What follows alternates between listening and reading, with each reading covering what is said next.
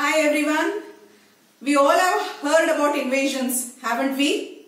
A band of horsemen loaded with swords rushing towards land, and within no time the entire group of people from the other party are occupied or under the feet. Yes, invasion is possession of land, of a certain land, intentionally, deliberately, possession of people of that area, possession of their property, and what else? Flying their own flags on a foreign land. So why did invasions in the past take place? We all have read, whether it is European history or Indian history. Because there was a purpose behind it. It could be, if it were monarchy, extension of empire. And if it comes to the British or European colonization, it could be extension of colonies. What else? It also could be a kind of a passion for a few. In India, we have learned the Khiljis, the Mughals, and then also we have the Alexanders. We have so many invasions taking place throughout the world. But then this was all in the past history. We learned much about it. But after the Second World War, the bombing of Hiroshima and Nagasaki, people had learned that there is no fun in expanding empires like this. So, between the alliances amongst various nations of Europe and all the world and throughout all the continents, peace treaties took place. So there won't be a kind of an aggression over any other country because they were all under a certain set of laws. There won't be any kind of trespassing without the permission of that particular country. So it all came to an end. We didn't have anything called as invasion after the peace treaties made by the UN. But then, what were the results of these invasions? You must remember, it could be bloodshed, it could be poverty, it could be tyranny, it could be despotism, it could be cruelty, it could be mass massacre and whatnot. It's all over now since we have understood that war doesn't bring any kind of a glory to any nation. But are we free of this invasion? Trust me, you must think about this. We are not still away from invasions. Now this is not the world of political invasions. We are into a socio-economic invasion. That is what I am discussing today. I am discussing neoliberalism. Whether it could be in politics, it could be in economics, or it could be in literature. So neoliberalism is a kind of a socio-economic theory that talks about international markets, international business, privatization, free trade, autonomy and whatnot. These are all good terms, but then these have literally invaded mass psyche. Sitting in one nation, a person on his computers, on his internet, on his Googles can invade the mass psyche of another nation. This is the world of advertisements. So the culture, the Desi culture, what we call of the nations, could be lost. And don't you say this is a kind of an invasion of a culture, of a nation, the people's psyche of a nation, wherein at the cost of their tradition, culture, their own land, at the cost of their hobbies, people have come to accept something that is being still taught so meticulously by the foreign countries. So this is a kind of an economic invasion that we find today, and that is what we are discussing in neoliberalism. But it has its base long back in capitalism. So unless you understand what is capitalism, it's very difficult to get into what is neoliberalism. Okay, let's split the word first. Neo is new. Liberalism is the trade policy that was there in the past. So what was liberalism in the past? Even when it was colonization or post-colonial world, the trade between countries was there. We had our own systems of trading, falling into imports and exports. That was all very much accepted, and there was no such cruelty in that. There was no such cheating in that. So it went on, and that is how each country depended on the other country's goods. That was liberalism. But then what is this neoliberalism? This is something strange. Liberalism in a new way. This is quite a kind of an invading system for me. So you should also think over it very critically. So coming back to capitalism. You know, after the second half of the 19th century, started industrial revolution in England, in the entire Europe. And who were these industrialists who invested in industries? They were not by birth rich people. or wealthy people. They were upper middle class people who had some wealth with them and who were permitted by their nations to invest in the nation's economy. And how could they invest? They invested in industries. So there were three major industries in those times. At the beginning of 20th century, you could say it could be textile industry, and it was fisheries, and then the third was liquor industry, which was still underworld. So it was in these three areas these middle class, upper middle class people invested, and there were of course its own merits and demerits as we see. First thing, as we depend on Adam Smith and J.S. Mill's, David Ricardo's theory that they were allowed to accumulate or make their own private properties. So they had rights to private property then. So one of the major causes for capital. So you must remember, who are these capitalists? These capitalists are none but the upper middle class people, quite wealthy people who were eager to invest the wealth they had into business, into industry, or into the nation's economy. Slowly, amassment of wealth gave them the title capitalist. So capital itself is wealth or riches. So these people are the rich people, again becoming rich. So this is how the term capitalism has its own negation today. So now, it was not just accumulation of wealth or investment. Apart from that, they had mass employment facilities also, immense employment facility. And this is how we see mass migration also. Since those times, the agrarian economy or the rural economy had fallen down by the end of 19th century. Somehow, hook or crook, the people had to depend for a livelihood. So this was how times came together. These people willing to invest and these people willing to work in urban areas came together, and a huge industrial revolution took place in England and also elsewhere. So what happened? Because of this, there was a kind of another side of life. So there were a harassment of the labor, exploitation of the labor and their wages, so forth, and so many other things. But then, you must remember, capitalism was restricted only to the economics of the nation, to the private sector. The capitalists had nothing to do with public affairs like transport or banking or education or health affairs of a country. Those were totally public affairs which were not in the hands of capitalists. But then, because of the flourishing economies of the countries, have these things in your mind, dear children. You have UK on one side, you have USA on one side, and then the flourishing Japan on one side. So the rivalry of trade and commerce between nations was also one of the major causes for the Second World War. And the bombardment of Hiroshima and Nagasaki was also kind of an economic plan by USA.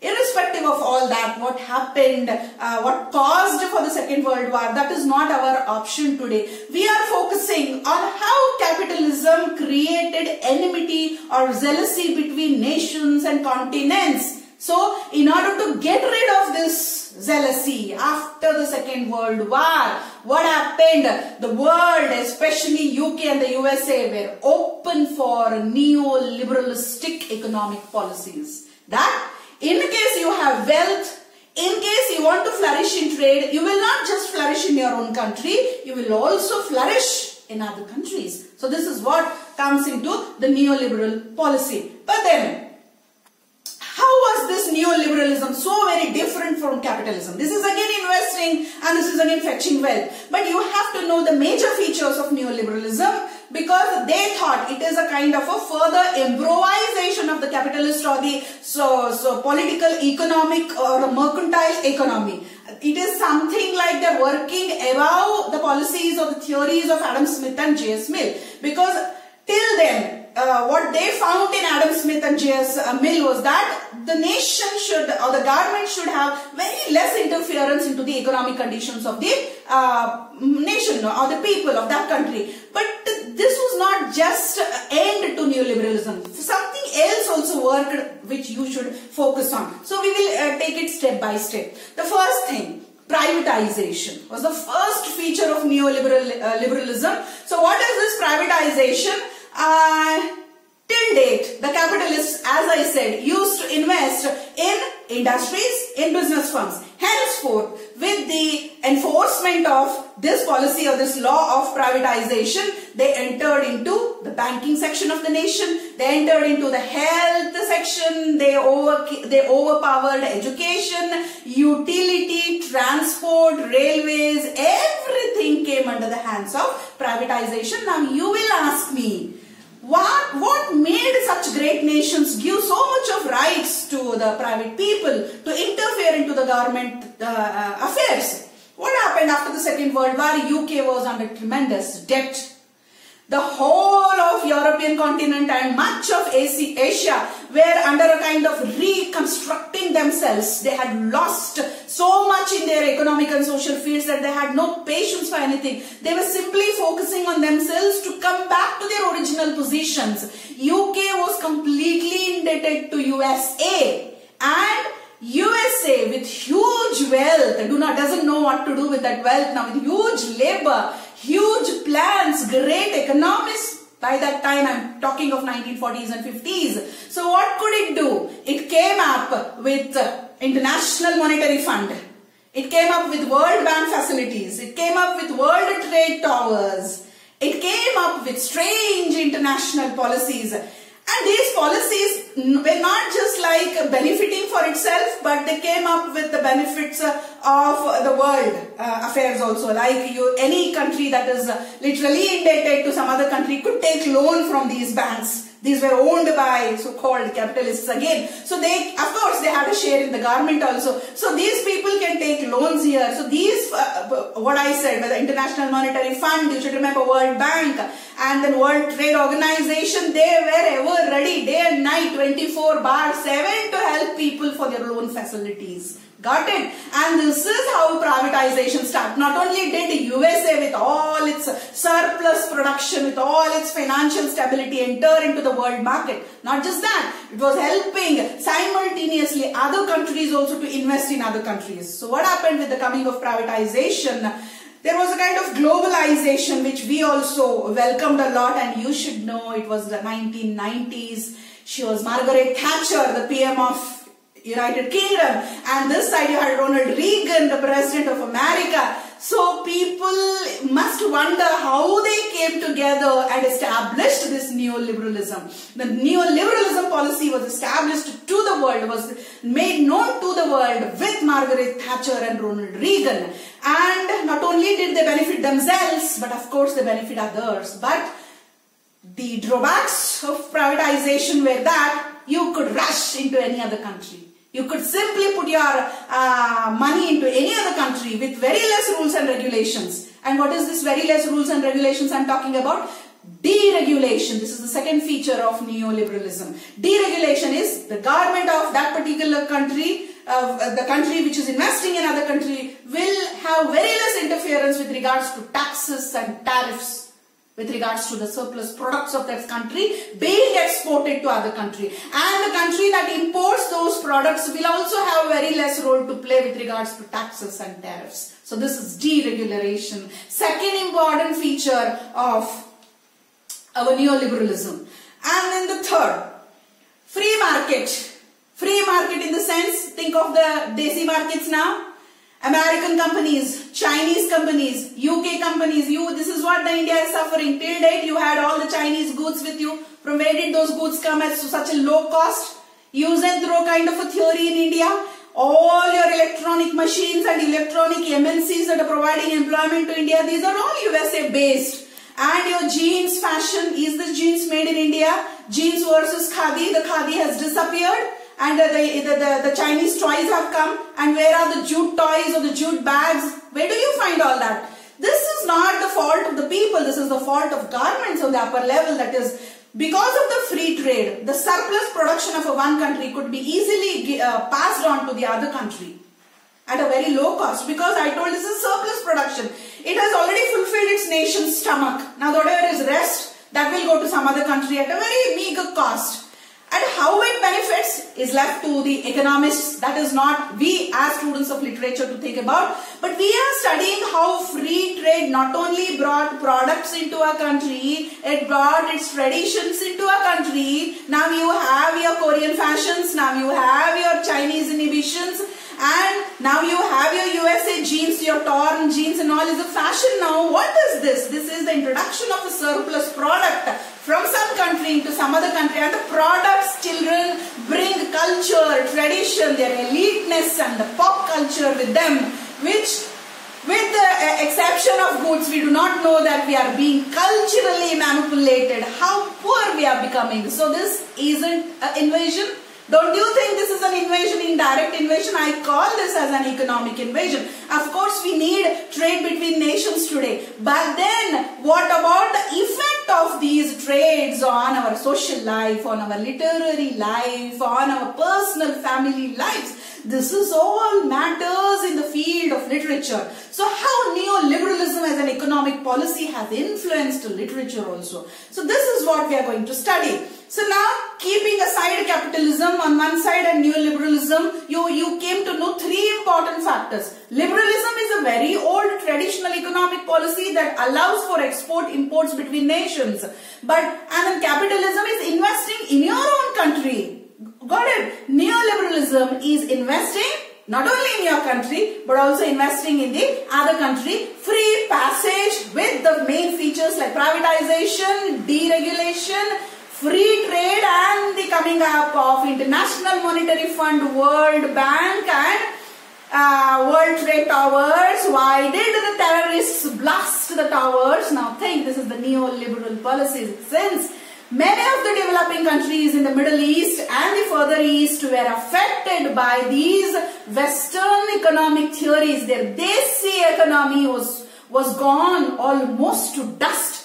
So the poverty level with these theories had gone literally to the depths in their own countries. So this is a kind of jealousy that we have between nations today. The West and the East is still struggling with all these theories, not able to understand whether to accept or not accept. So this is all how influenced the contemporary writers. I'm talking of the later 20th century writers and the 21st century writers who have picked up neoliberalism as a genre or as a theory in literature. So today I am here to discuss in brief what is happening in literature. We will pick up one book by an American writer, Friesen.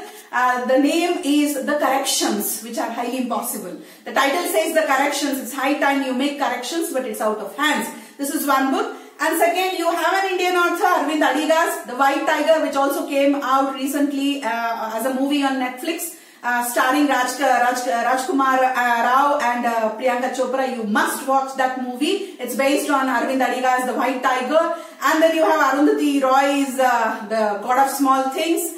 And to make neoliberalism known to the world came a book called Neoliberalism and Culture of Literature. It's a book written by Hewells and Smith together.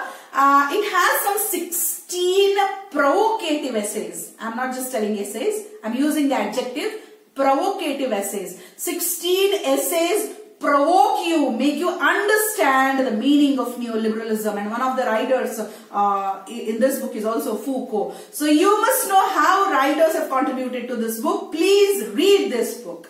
And apart from that, you have many other genres developing here. You have some mystery thrillers, which are also a kind of an output, because man's anxiety, depression has led to the nullification of his consciousness in this era. So this is what we will be discussing in New Materialism. So but now I would like to pick up this book, The Corrections by Friesen. This book has a very simple theme. This is the story that goes in a kind of a village atmosphere, and there is quite a big family. I don't want to say it is a cellular family. It's quite a big family. Erid and Alfred are husband and wife. They have 3 children, Chip, Gary and Denise. So 2 boys, 1 girl. Girl is the youngest. Gary is the eldest. Then is Chips, and then you have Denise. These are the 3 children. The father here is Alfred, who is an engineer. He works with the local transports as an engineer. And mother, of course, is a housewife. And since father is all the time, he is very happy with this neoliberalist policy, because with the investment of foreign countries, or with the investments that the kind of investment that is there in his village, he's capable of earning more. But then every now and then he has to be away from his house, and the responsibility falls on the mother. And naturally the mother is economically struggling. No doubt the man is an engineer, he is capable of earning enough for his family. But then there is a gap between his absence and his presence, wherein the mother has to fulfill. So in this gap, she becomes a kind of a neoliberal woman. She becomes very thirsty for money. And the money is what she forces on the children. And the children are brought up in a kind of a pressure, annoying pressure that is there. And the base for this pressure is money. She struggles to have money in her hands. So here you should understand the money symbolizes power. This is how, with the help of money, she wants to overtake her children in some way. She has a tug of war with children. So what happens? Gary being the elderly son, and he has to look after the family's economic affairs. So he has to get split from this so-called traditional joint family, irrespective of all his love and affection for the family, because of his father's affair. He has to go out. So he goes and settles in New York. And since the elder one is working, the younger one doesn't have so much of pressure. So what Chips is doing, is a medical student. He has passed his medical, and now he doesn't have any desire to become a doctor and earn in a city, because he has his own passions of teaching. He wants to contribute to his particular community, his particular place. He wants that there should be a kind of self-liberalization along with the liberalization of the community. As far as knowledge is concerned, he wants to devote his time to the community. So look at the difference between Gary and Chips. Gary is having an international outlook, wherein for him money is what life or joy is. But for Chip, back in the town, for him his passion, his profession, which does not earn him much money, is important. What is his profession now? He's become a lecturer, he's become a professor in a medical college. So now he thinks, I must contribute something to my community and the college and my students and the neighborhood. But then there is a lot of pressure from mother, where every now and then she keeps taunting him that, where is money in your pocket? So what is the use of such passions? We don't find such mothers in the past. We always find mothers who want their children to be with her, or who want their children to be back home. But this is a kind of a strange mother who is literally uneducated, doesn't know much of the world, but see her passion for money. Because for her, joy and money are equated now. Now she forces Chip, why don't you go and establish yourself like your brother in a city? So, see, this is the kind of son trying to impress mother. Please don't say that. I'm very happy here. Maybe I have money, maybe I have less money. But then what is the need of more money when we are kind of a happy family? But then she says, what is the use of your degree then? What is the use of your medical education if you don't want to go and earn money? So you must become a doctor. And the kind of friends that he comes across also apply or impress the same on his psyche. So steadily he comes out of his passion. He is into a world that he wants to spend now. He wants to taste the kind of that spending habit. And this is how slowly his genuineness, his dedication for the community, his dedication for his individual self and passions slowly vanishes, and within no time this dear little beautiful boy of the town rushes to the city. And what does she do? What about the sister Denise? She has already gone out of the town and she has settled in a private firm. She's happy with her boss. She has invested along with her boss and she's having some extramarital affairs there. She's already a spoiled kid. Now the question is, are they happy? Being individualist, being financially independent, parents have never asked even a single pie from them, but then getting out of the nativity, of the English nativity, that is what often in literature we talk about the American dream. So what is this American dream? The more of hard work, the more of mobility on your economic ladder. The more you work, the more you climb the ladder of your economy. So is this the kind of climbing according to the US culture, wherein the mother herself wife doesn't want the children to be with her, not because of social reasons, but because of economic reasons. What happens one day? This is all done. So they have all settled in the metropolis now, and they desire that the husband has come back now, and he has the kind of work that he had, he has transformed himself. He has come back, he has given enough company to the wife. Now the parents back home feel, shouldn't we go back to our children? But you should see there is a long gap from liberalism to neoliberalism. There is a long gap now. But then at last they think that they should meet their children, and the cruise starts. They are on a journey to New York, and now the three children think as to who should go and receive their parents because of the work pressure. This is not their fault, dear children. This is the fault of the English or the US economy, because finding even half an hour time from their business is also a big question for them. And you should see the kind of family that Gary has now. It is a very tough situation for him. He, being the eldest son, being shouldered by the responsibilities way back home, he doesn't want to ignore his parents on one side, but then his wife is a different person. She is a metro person.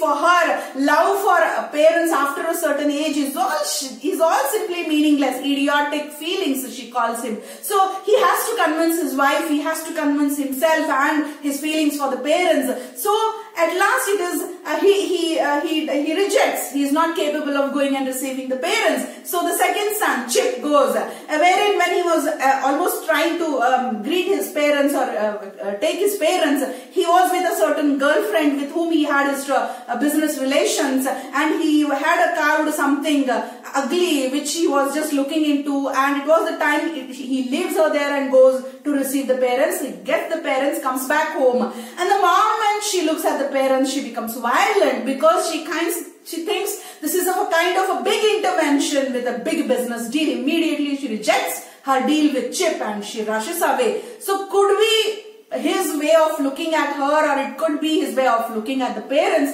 that he loses her. So he loses his girlfriend. So for some days, somehow they stay with Chip, they stay with Dennis and also Gary. But then when the Enid goes to stay with Caroline, that is Gary's wife, every day there is a kind of a misunderstanding. This is not a kind of a melodrama that we see in our Desi novels. No, this tug of war is an economic war. The kind of principles they had regarding the socio-economic system, they have that, you find it in their dialogues.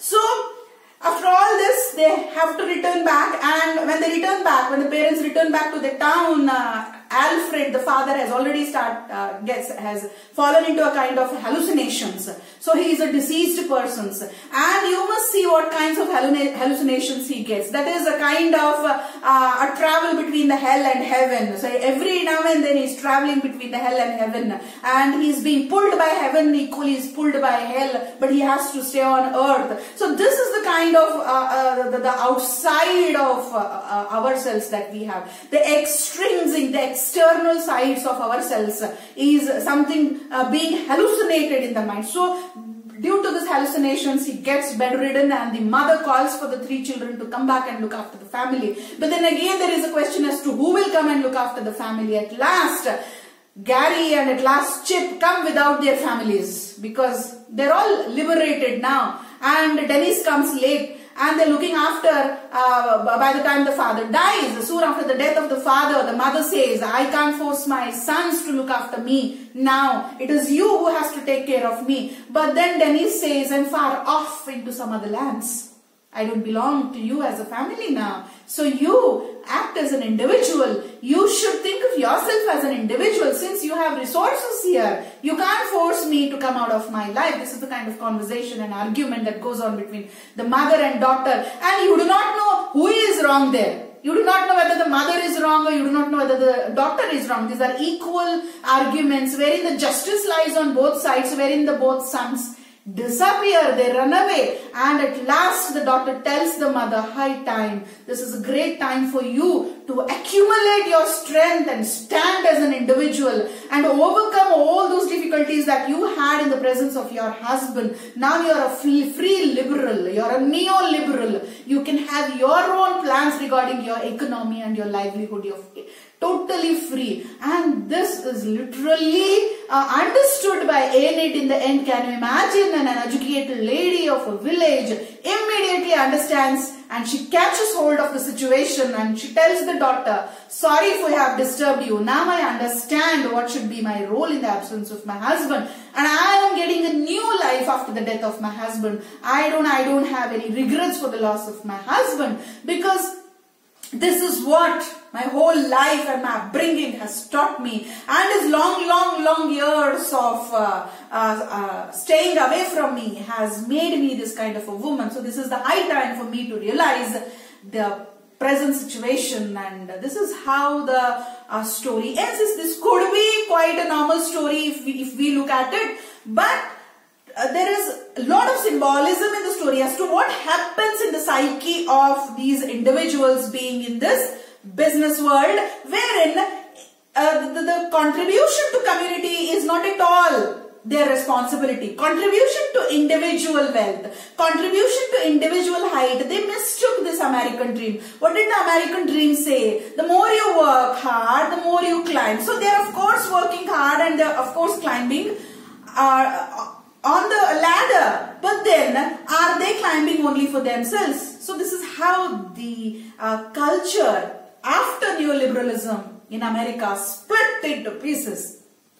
What is the use of all this superiority as a world's super one nation? This is what the novelist Frazen talks about. It's a superiority, it's a superpower on one side, and the splitting culture in the inside of the American social structure. So could there be a match between money and joy in America? So many novels of this kind came up, and even in our country we have the suffering of neoliberalism. Past many years we have accepted neoliberalism. We have welcomed many foreign companies to invest in our countries, and most of our Indians are working in multinational companies, and willingly or unwillingly they are off the nations to settle in some other nations. So what is their net contribution to the nation? You have to question yourselves and you have to ask them.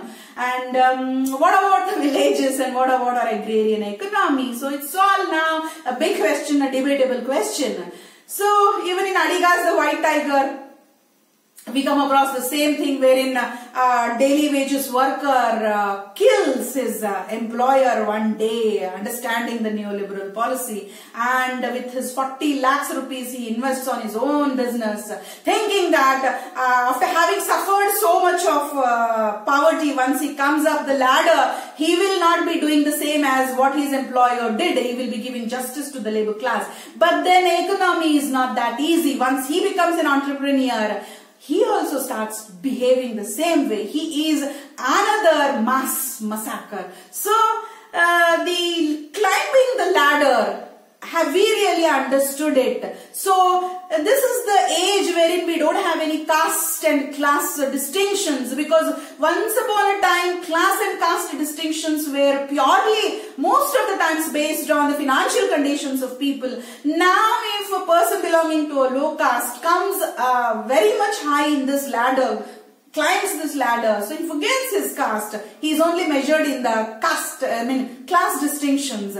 So the differing traditional views of the developing countries is what matters in Arvind Adiga's The White Tiger. So these are all the outputs of your privatization and free trade, which we are so proud to talk about today in the under the umbrella called globalization. But then, as humans, economy is just a part and parcel of our life. This is what we as students of literature should remember, and should we approach our literary texts with this intention. Hope you understood the theory to some extent.